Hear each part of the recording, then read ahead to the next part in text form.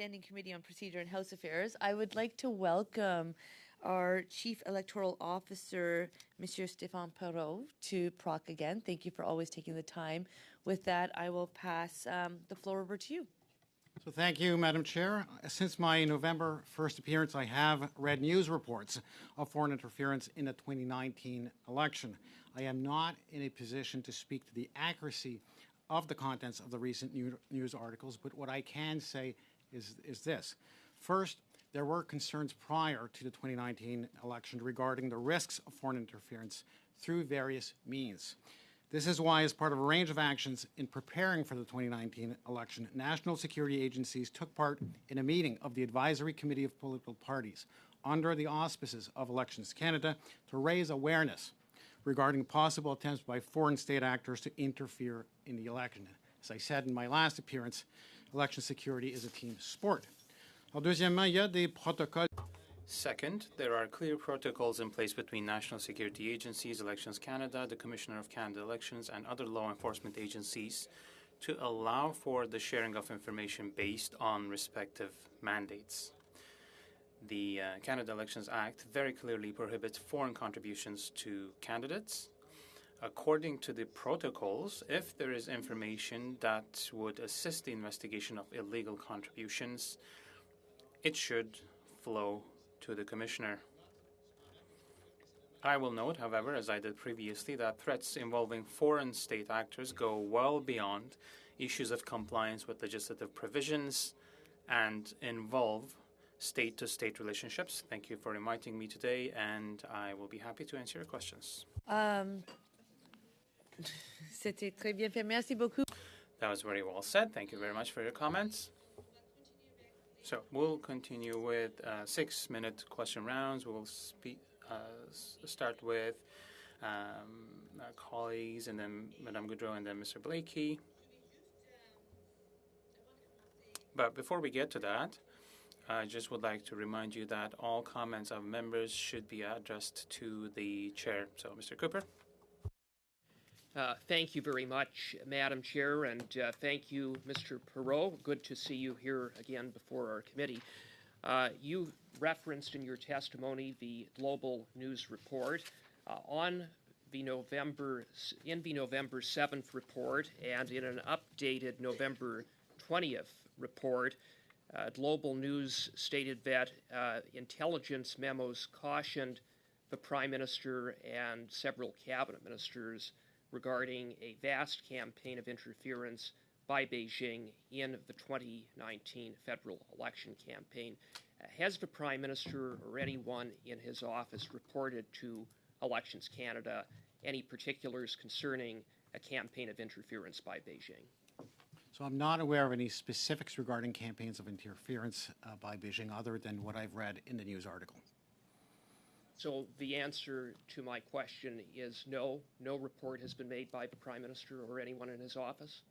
Madam Chair, that is what I said. I would like to remember the committee that the mandate of the Commissioner of Canada Elections, unlike that of myself, my own mandate, is to investigate cases of non-compliance. So if there is evidence to support an investigation regarding an offence under the Canada Elections Act, that information should go to the Commissioner of Canada Elections. Just to be clear, no report has been made from the Prime Minister to you or to the Commissioner or anyone in your office? I'm not aware of it. Office. Certainly not to my office or to me. I can't speak for the Commissioner. Well, can you undertake to find out from the Commissioner? I think it's for her to speak to the committee, Madam Chair, if the committee wants to ask, perhaps by written means.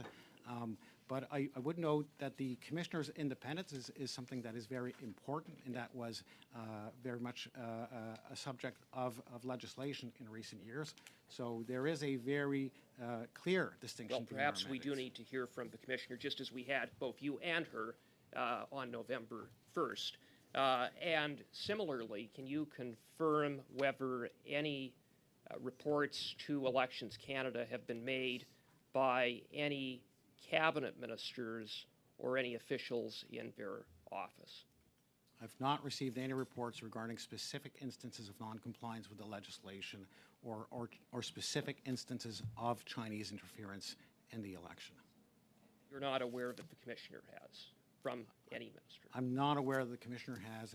I'm aware that we, as we prepare for the election, we have extensive discussions with partners. We do tabletop exercises at the different levels of each organization, DG, ADM, Deputy Minister, so that people understand the roles and responsibilities and are able to share information. Thank you, Commissioner. So I take it that there is no investigation that has been initiated.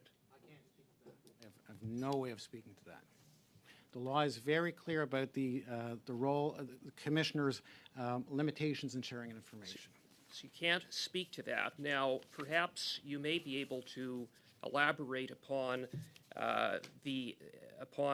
answers provided by the Commissioner to our committee that committee members received yesterday.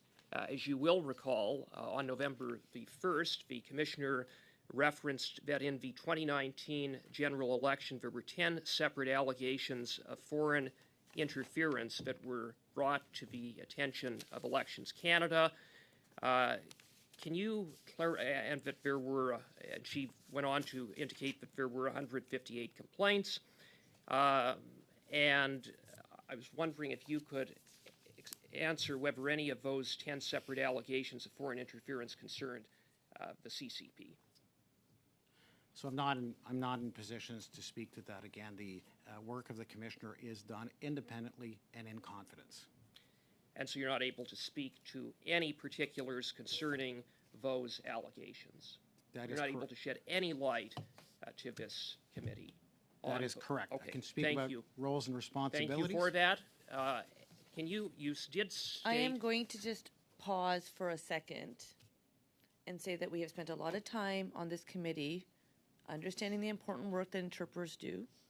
We are a country with 2 official languages, and so therefore I'm going to ask that as committee members, we ask questions through the chair, and we let our witness, who we've invited to the committee, remember, to answer those questions.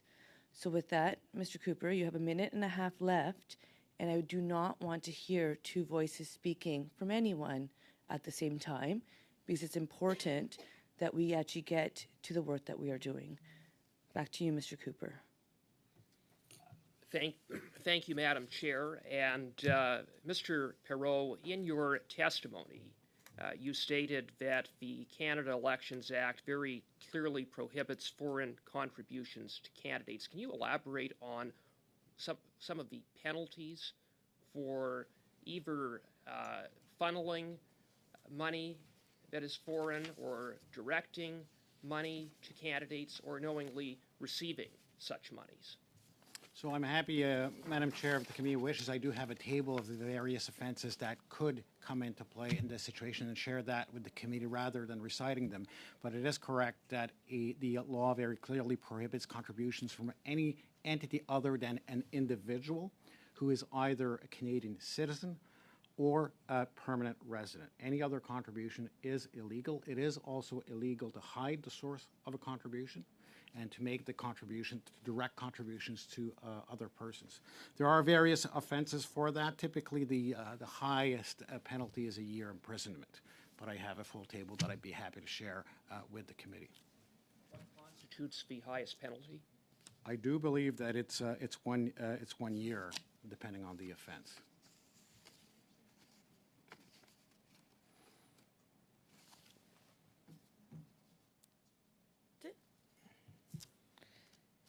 Excellent, thank you. We will now go 6 minutes to Mr. Turnbull. Over to you. Thanks, Madam Chair, and thanks, Mr. Perreault, for coming back to our committee. You're making regular appearances here, which we appreciate. So I want to start with just a very simple, kind of clear question. So in your opinion, was the election in 2019 fair and free in Canada? I have no reason, Madam Chair, to believe that the election overall was not a free and fair election. And what about if I were to ask you the same for the election in 2021? Was that election free and fair as a democratic election should be, in your opinion? In my opinion, there is no reason to believe that it was not a free and fair election. And when you say no reason to believe, I mean, I would say you, of all people, would have oversight and ability to see many of the factors that lead you to make that judgment. That's a pretty blanket, important statement that you're making. So how can you be certain that your judgment is accurate? Like, what are you taking into consideration when you say that our elections, in both instances, were free and fair? So I was careful, Madam Chair, to speak in the negative in the sense that from what I know, I have no reason to doubt that it was free and fair. I am accountable for the overall conduct of the election. Of course, in all elections, there are issues that we encounter. We've seen and we've spoken in this committee about cases of, for example, of incorrect information about the voting process, which we seek to correct and make sure electors are able to vote. There may be offenses that are committed that we find out after the fact, and there may be investigations that are or are not underway that I would not know about. So, but with the information that I have no reason to believe that the election was not a free and fair election. Thank you. Okay. And do you have, along the similar lines, do you have any reason to believe that either in 2019 or 2021 that the federal elections were disrupted or compromised by foreign interference? So I have no specific intelligence or evidence in that regard. What I will say is that through our relationship with the national security agencies, we were prior to both elections aware that this was an area of risk, that there was an interest in certain countries in conducting various forms of disruption or interference in the election. And this is one of the reasons why we held a meeting with political parties and the national security agencies to start raising awareness and build a relationship between the various players in order to protect the election. And what steps have been taken to protect the election? Because I'm sure you have specific examples. Well, for example, certainly in our case, one of the key aspects that we need to do is work with the cybersecurity experts and the government of Canada to secure our infrastructure so that we are able to actually deliver the election and that we do not suffer from cyber attacks.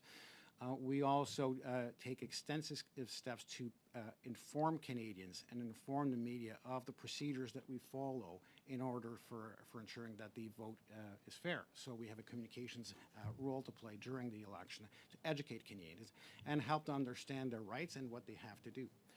We also provide training to parties and candidates regarding their obligations, financial obligations, their reporting requirements. So there's a range of activities that we undertake to ensure the fairness of the election. Okay, great. And do you believe that, or have any reason to believe that Canadians' ability to vote was compromised in any way by foreign election interference in either 2019 or 2021's general election? Generally speaking, I would say not. As I indicated to this committee in the past, there have been cases of incorrect information on the voting process. It's very difficult to ascertain whether an incorrect information originates from a domestic or foreign source.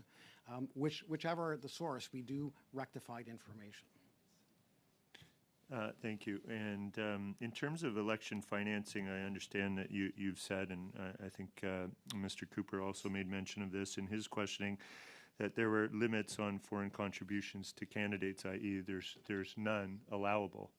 And so that's good. Obviously, we can all agree.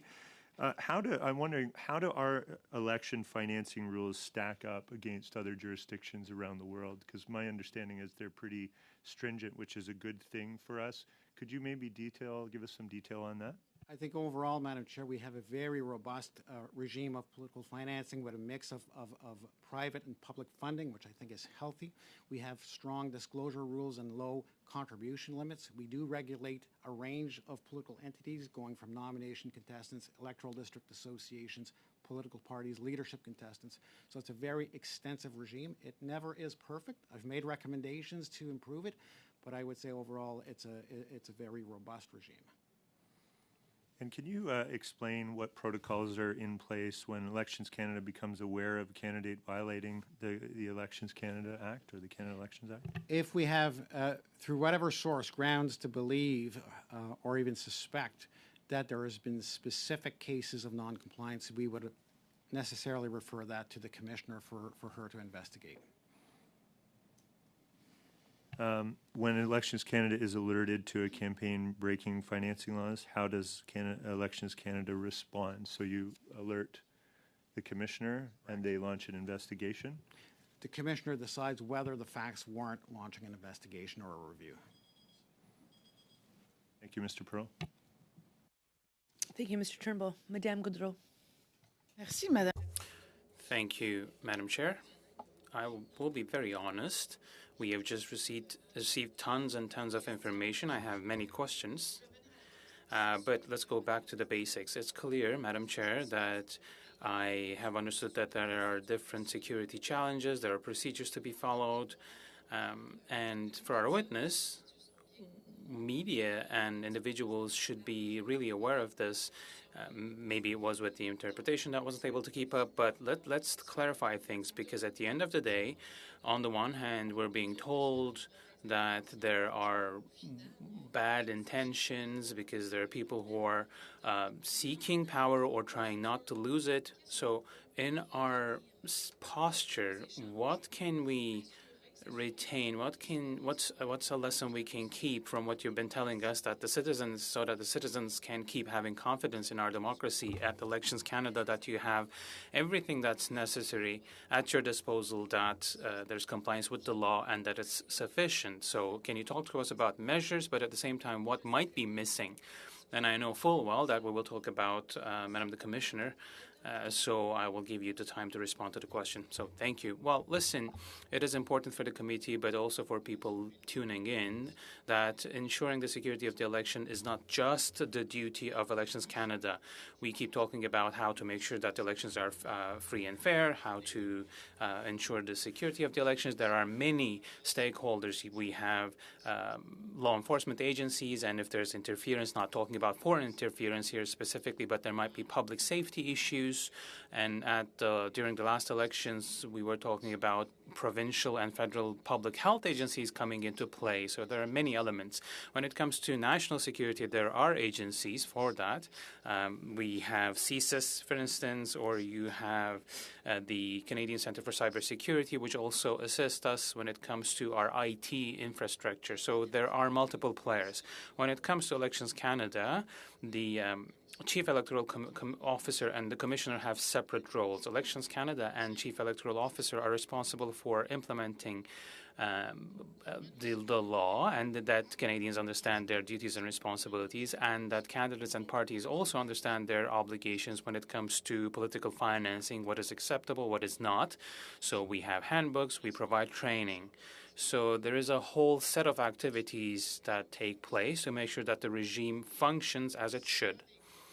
If there are cases where there are potential non-compliance, then it is up to the Commissioner and their office to independently investigate those situations. So there are different players. It is also important to understand that there are different responsibilities. For instance, I reported this committee to the Parliament, not through a minister, not through a security agency. So we should be aware about our different mandates and different areas of responsibility while being aware of the good collaboration between different departments and agencies.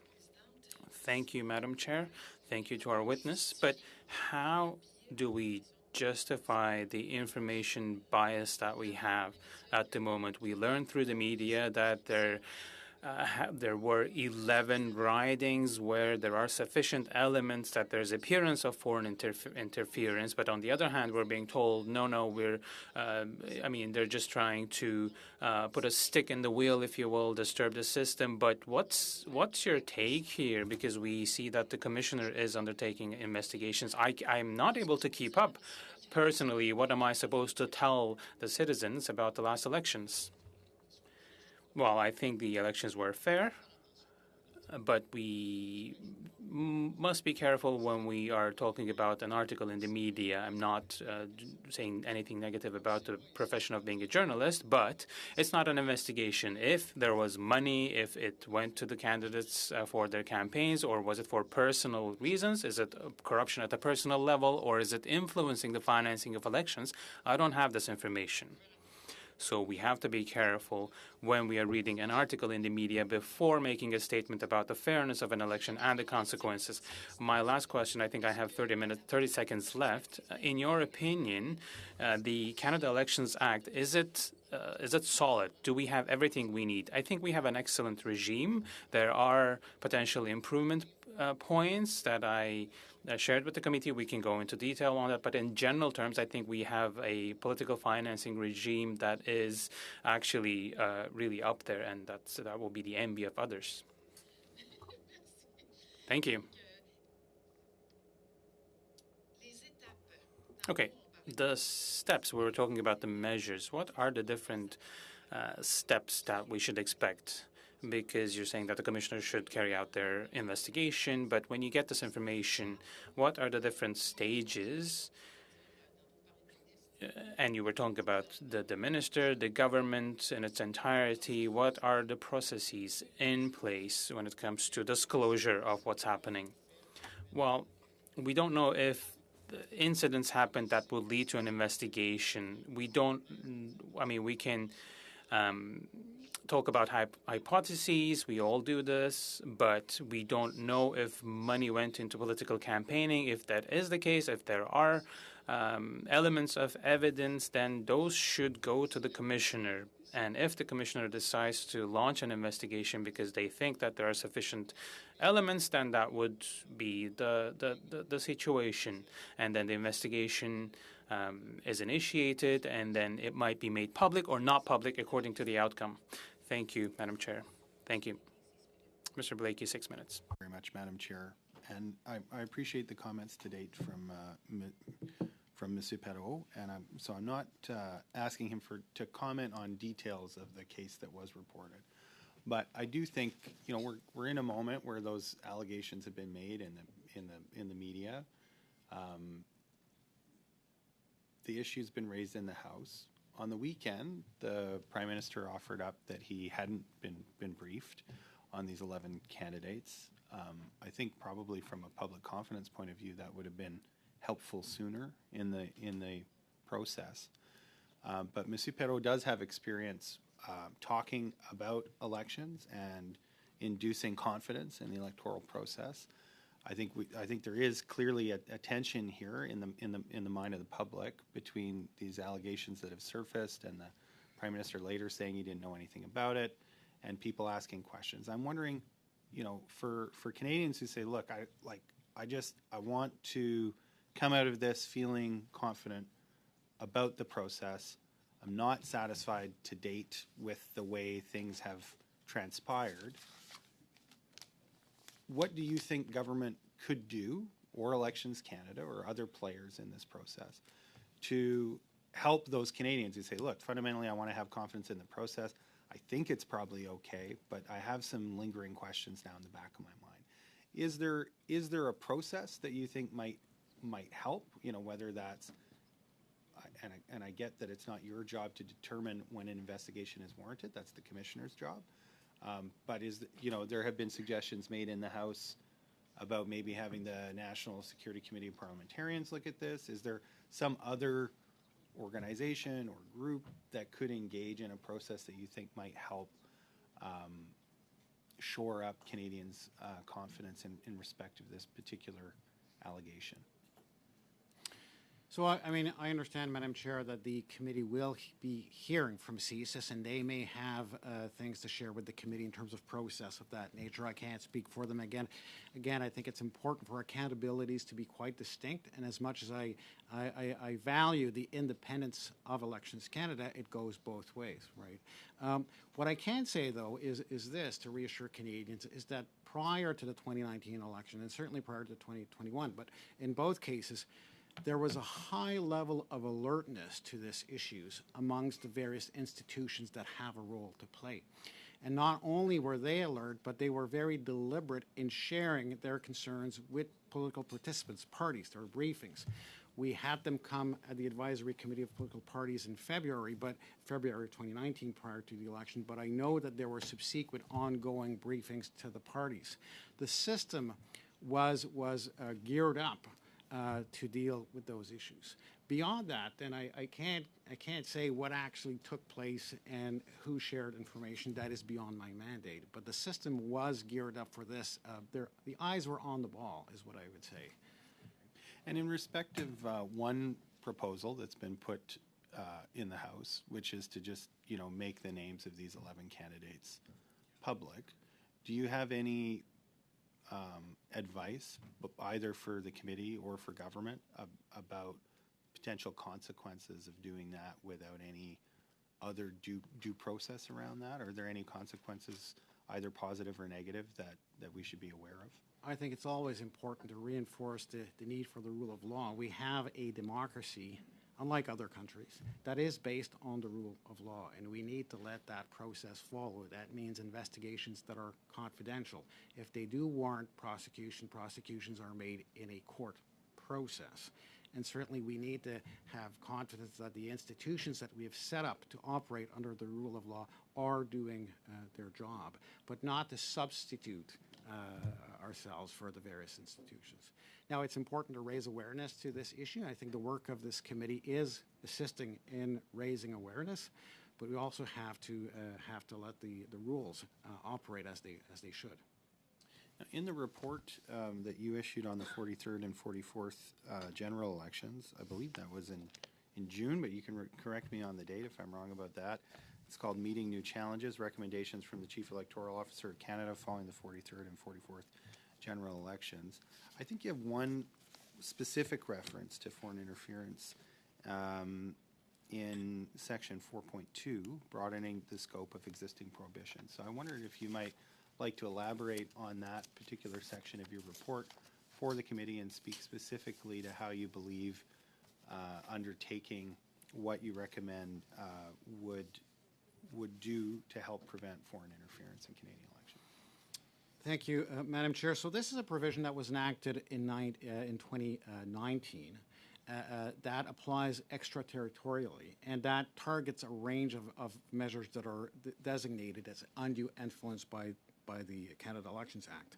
And so this provision, unlike other provision, applies only during the election period.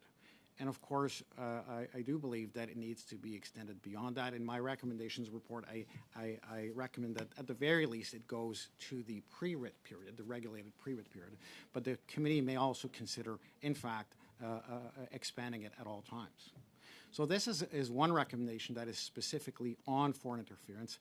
But as I said in my prior appearance, foreign interference is conducted in a range of ways. And so there are specific aspects of the legislation that are useful, although they do not pertain specifically to foreign interference. So whether it's disinformation or impersonation of candidates, that is for an illustration.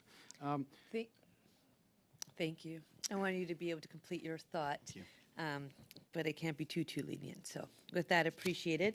On va avoir maintenant 5 minutes pour Monsieur. Now we'll go to Mr. Berthold for 5 minutes and then Mr. Otto.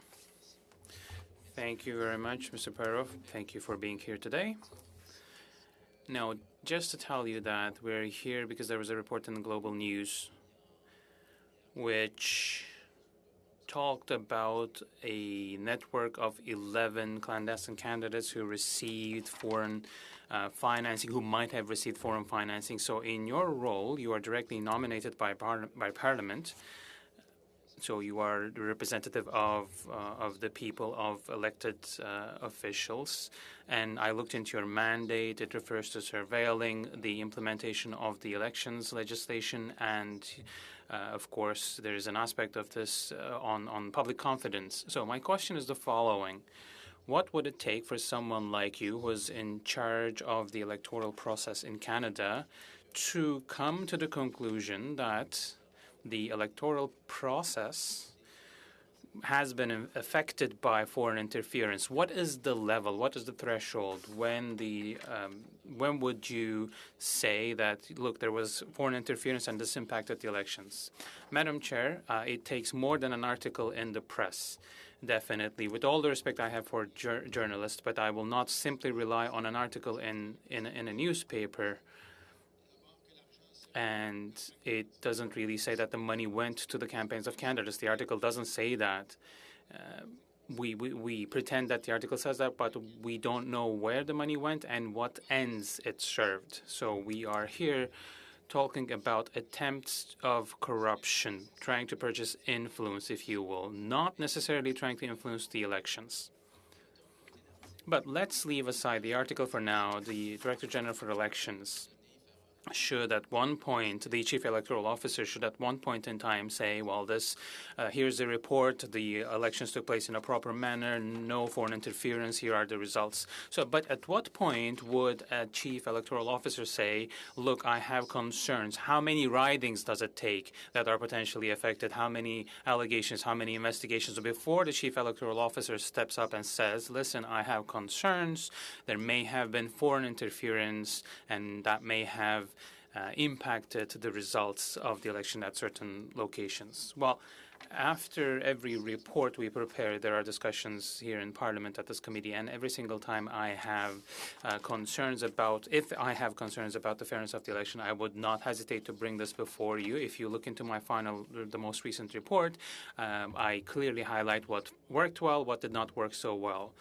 But to this day, I don't really have specific indications that there was foreign interference in the elections, but I was aware of the risks, and my work, my job is to work with the national security agencies and the relevant partners to raise awareness about these risks.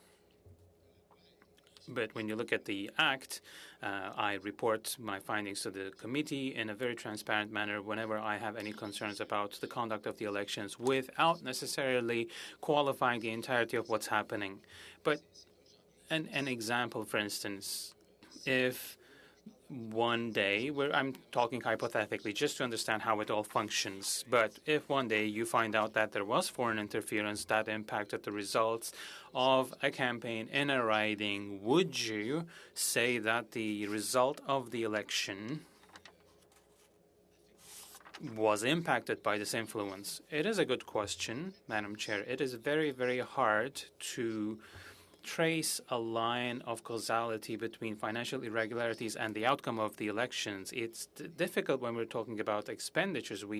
There might be campaigns that go beyond the threshold, but it's very hard to get to a conclusion that this had an impact on the result of the elections. But, Madam Chair, the elections can be contested.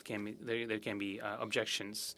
So there's a mechanism to dive deeper into these questions. So to say publicly that the election results 2019 or 2021 were not impacted by foreign interference or foreign influence, this is in general. We cannot confirm that there was no influence, but we cannot just presume that the results were impacted based on the information you have. Yes, it would be very speculative to talk about impacts on the outcome. When you look at the contribution disposition or provisions, I mean, it would have more of an impact in terms of purchasing loyalty than impacting the outcome of the elections, I mean, in one way or another. But in general terms, I'm not necessarily talking about the article, and I'm out of my time, but we will keep going into this. Did you want to finish your point? In English, we refer to a threshold. What is the threshold starting from which you would say, look, something happened in this particular riding and the global, the general outcome of the elections were impacted by foreign interference or foreign influence? What does it take as the chief electoral officer? When would you say, look, I received sufficient number of complaints or I have elements? Yes, effectively there was foreign interference which changed the outcome. I just want to know, when you make a report to Parliament, what does it take so that you tell us this? A very important question. Thank you. It's not my role to say that at the elections and this riding, they were properly conducted. It is my role to share with the committee what I know about how the elections took place. If there is a voter who thinks that the results were impacted, there is a mechanism to take it before the courts.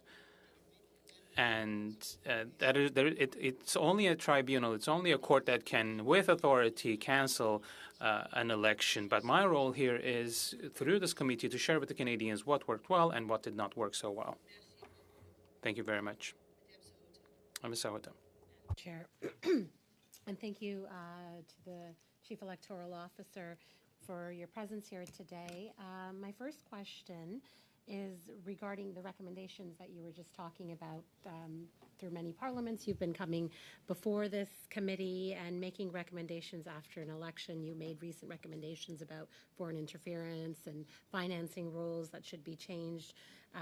Were these recommendations made from a precautionary perspective, or were they based in some examples that you can give this committee of things you've learned through your partner agencies?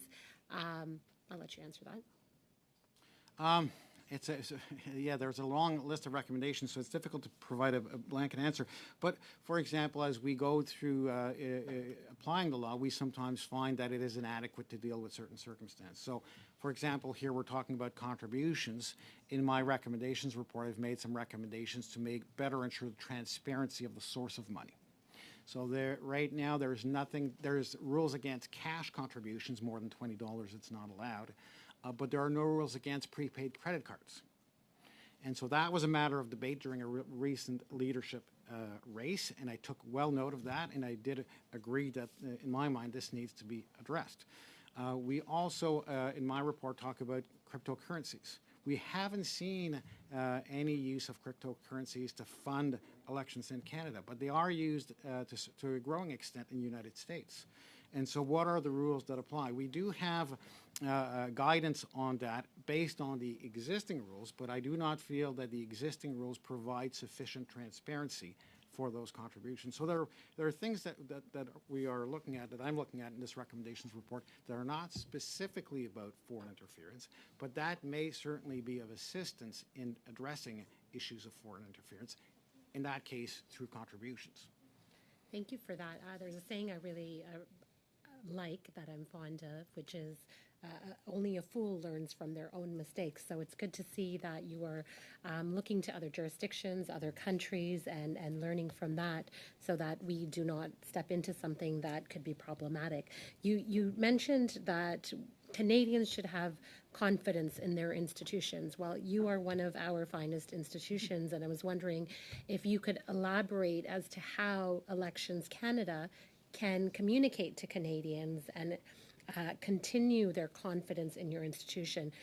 I know many questions have been raised about what is the threshold, what would you do if there is an incident the commissioner would investigate, what would that look like? You said that the investigation could be made public, might be private. Could you walk us through a little bit of that so Canadians can have that confidence?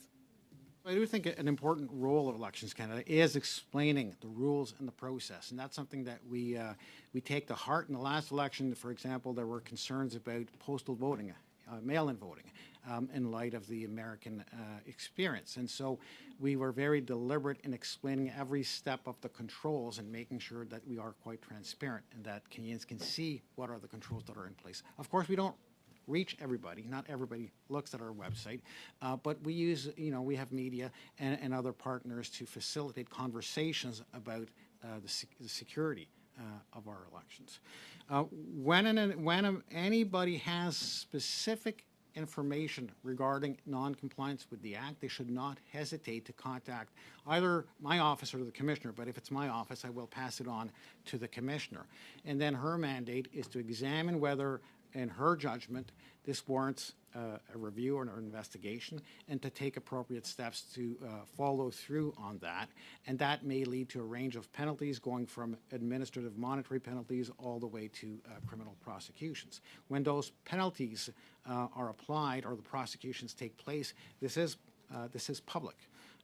So that essentially provides a degree of transparency at the end of the day on what took place during an election.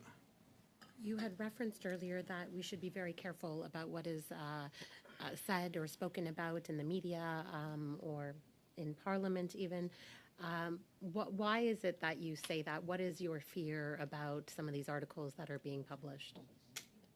Well, Want to be prudent as to not draw conclusions from information that is not demonstrated. And again, I want to show no disrespect in any way to the media outlet and the journalists, but in my capacity, and certainly other institutions who are involved in securing the election, we can't just draw conclusions from news reports. What would happen if we were to draw those conclusions? Well, then we would risk discrediting the electoral process in situations that are not warranted. But even in this case, even if we accept at face value what is said, we don't know which are the districts, what are the amounts of money, whether they went to the campaigns or to the pockets of the candidates. Is this a corruption of individuals, or is it an attempt to support a campaign? We don't know any of that. So it's premature. Even if we accept those as facts, it's premature to draw conclusions. There's not enough facts at this point. Thank you. Madame Goudreau, 2 minutes et demi. Ms. Goudreau, 2 minutes and a half. Yes, so I will collect all my thoughts. So I heard better transparency,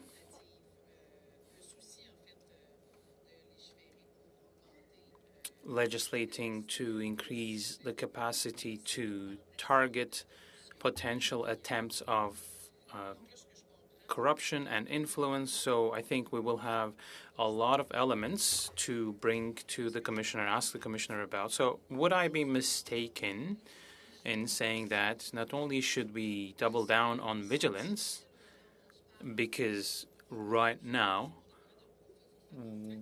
we think that something might be happening, but it's hard to prove, so an investigation is necessary. But should we look into the legislation on lobbying, conflict of interest, because voters are looking to have more confidence, and all parties have made that point this morning. So just reassure me, please, that, if you could give us some suggestions. Or even yesterday we were in talks with the president of Estonia, which might be a model that is worth looking into. But what would you suggest? What would you recommend? And if I have the time, can I ask for a report on this? Madam Chair, I do issue recommendations. I will continue to do that, and we will also base our recommendations for modification of the legislation on those, and we might have a model that goes further. So we're talking about potentially illegal contributions. How are these illegal contributions made?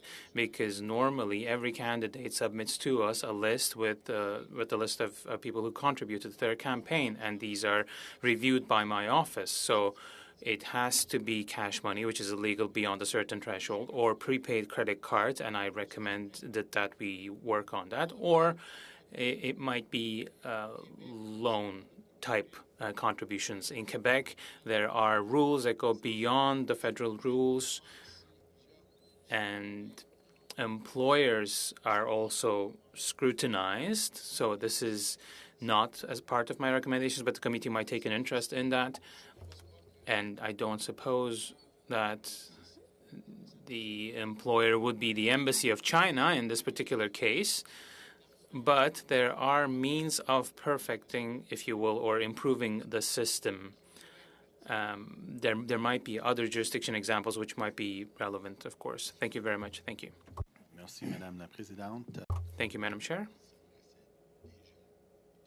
Mr. Perrault already talked about the question I was about to ask, so I can maybe ask him to keep going, either on the question of recommendations on Section 4.2 of his report from June, or if there are other ways through which we can legislate to reduce the possibility of interference in our elections. Thank you, Madam Chair. In my recommendations report, there is another recommendation which is on the transparency of third-party financing. And last time I was before you, we talked about this, about the question potentially of foreign financing of third parties. Right now, third parties cannot receive contributions or use contributions coming from a foreign source, but a third party, it is important to remind, is anyone who is not a political party or a candidate. It might be groups that exist outside the scope of the elections, and they have sources of revenue that might be commercial, or there may be contributions for general purposes to help the causes defended by these third parties. But if they use these funds, even if they are from a foreign source, as per the Act, those are considered to be their own funds. So this might bring up an issue of transparency and potential foreign interference. So groups that receive financing or contribution beyond a certain threshold should be made or can be made responsible for declaring this as per the applicable electoral legislation, and they might do this through a bank account through which only admissible Canadian or Canadian contributors might be able to contribute. And for anything outside that, they might continue using their own funds. So this might be one path that the committee may want to take up and go down, including potential foreign financing. Thank you very much. Thank you, Madam Chair. Thank you, Mr. Blakey. Mr. Blakey's extra time as well. Thank you, Madam Chair. Mr. Perreault, I want to start off by asking a bit of a follow-up question, but when information of wrongdoing or potential wrongdoing is made aware, or you were made aware during a writ period, at what point would you think it's sufficient enough to make the public aware of a threat of foreign interference during a writ period? So that is, Madam Chair, I think a highly theoretical question in the sense that typically financial violations do not come to light during an election period. So I've never seen a situation where that occurs. Again, we have a system guided by the rule of law. If I believe that I have evidence that there was an illegal contribution or any violation of the Act, my role is to refer that to the Commissioner. And until the Commissioner completes her investigation, I think it's premature for me to speak to any particular violation. Okay. Thank you for that. Going back to your opening comments, you flagged, as you have in the past, but the concerns that were raised prior to the 2019 election about the risks of foreign interference. Now, that was your first election as Chief Electoral Officer, but you have been involved with the organization for a number of years prior to that. I'm curious what changed between 2015 and 2019 from your perspective that flagged that risk more clearly for 2019 versus previous elections? The answer is very clear. It's the 2016 presidential election in the U.S. And so very clearly after that election, I believe in January or February, I did meet with the Privy Council office. I did reach out to the security establishment, the communication security establishment, to start preparing for our election, because I realized that things had changed, and the concerns that we had in the past around disruptions to the elections were more about natural disasters or policing matters, but now they were of a different nature. So, and I think I was not the only one to draw that conclusion, and we saw a number of actions taken by the panel was put in place. So different players reacted to that, but I think very clearly that was the starting point.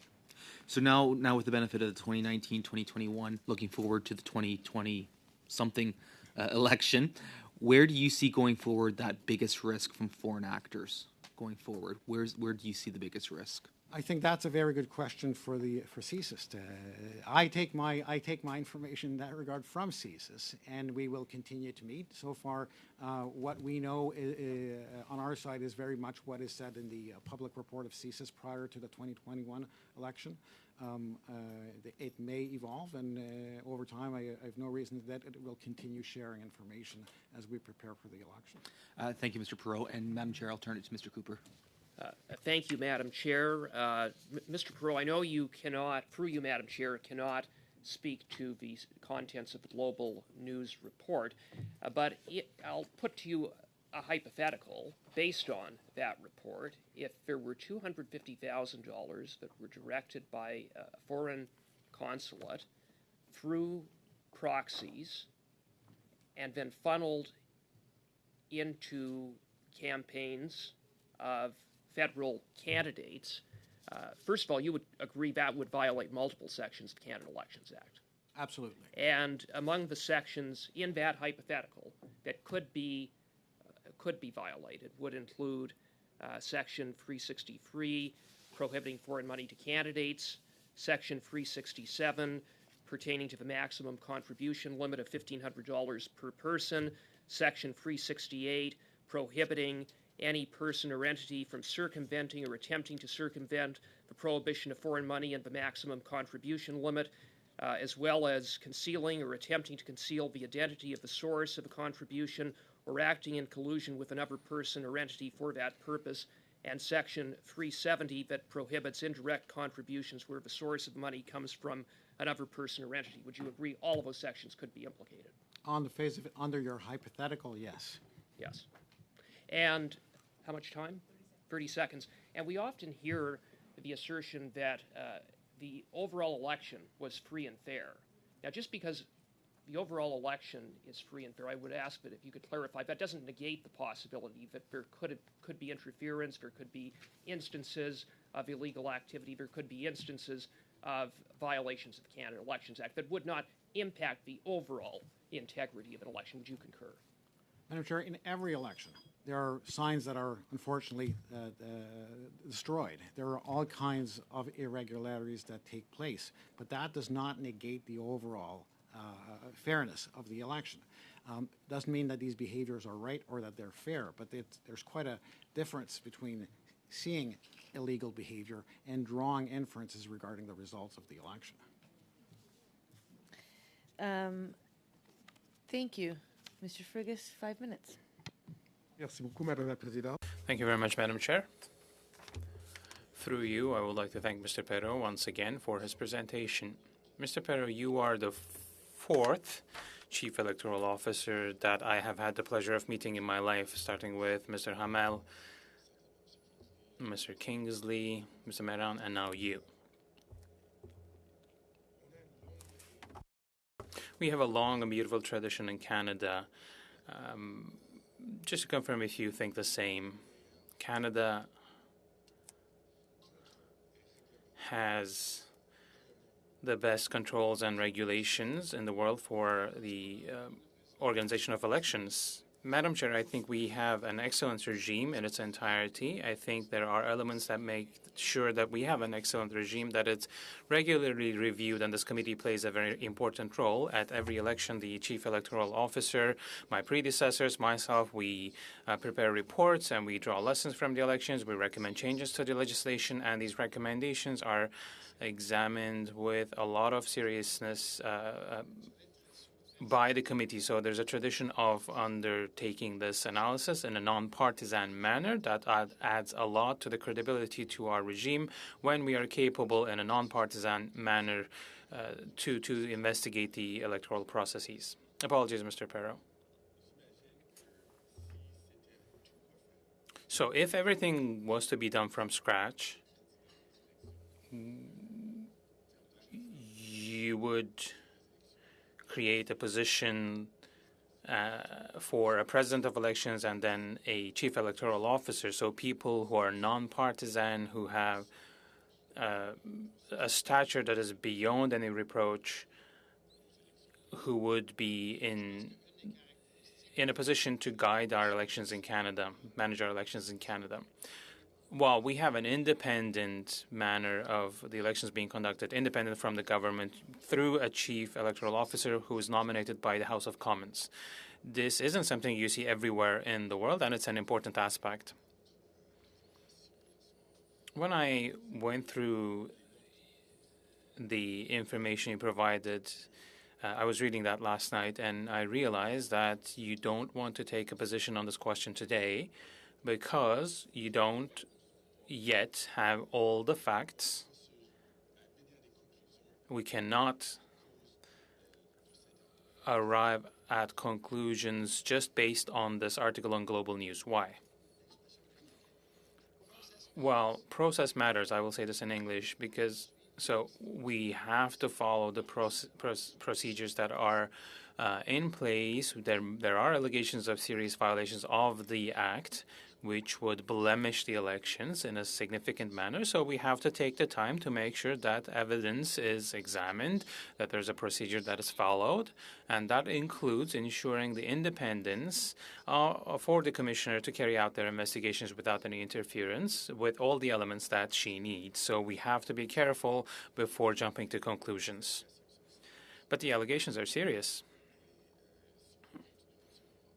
And in this article, people who are cited take it seriously. All parliamentarians also take it seriously. And we should even go further than that. The vast majority of people who put their names on a ballot take this seriously, whether they have a big chance or not of winning in a certain riding. Is this your perspective as well? Certainly. I think one of the messages we send to candidates when you put your name out there to become a candidate, you did that multiple times. We send a letter to all candidates and we remind them the importance of abiding by the law. And we send them a message about the reputation of you as candidates and the electoral process as well. And we remind them that if they have concerns, if they see gestures that have the appearance of non-conformity, we ask them to report those to us or to the Office of the Commissioner. So all participants have a role to play, and I don't believe that we have a corrupt system. For the everyday regular citizen who are tuning in, what's your message given this article by Global News? Do you take it seriously? Does the Commissioner of Canada Elections take it seriously? Are you in the process of looking into the allegations brought forward in this reporting? It is clear that all participants take this very, very seriously. There is no one who doesn't do that. And there are national security institutions as well, as I said in my remarks, have been on the ball even before the elections, and we informed the relevant parties. The commissioner at the time, the commissioner wrote to the committee who mentioned that he was taking this very, very seriously. So the message is that there are institutions, we have institutions, they are very strong, and they are working on this, and it functions. Thank you very much. I would like to thank you, Mr. Perot, for your time today and just the discourse and information that you've shared. As always, should you wish to share any information, including what was referenced earlier of the list, please just send it to the clerk and we'll have it circulated to committee members. With that, I wish you and your team a good day and keep up the good work. Thank you.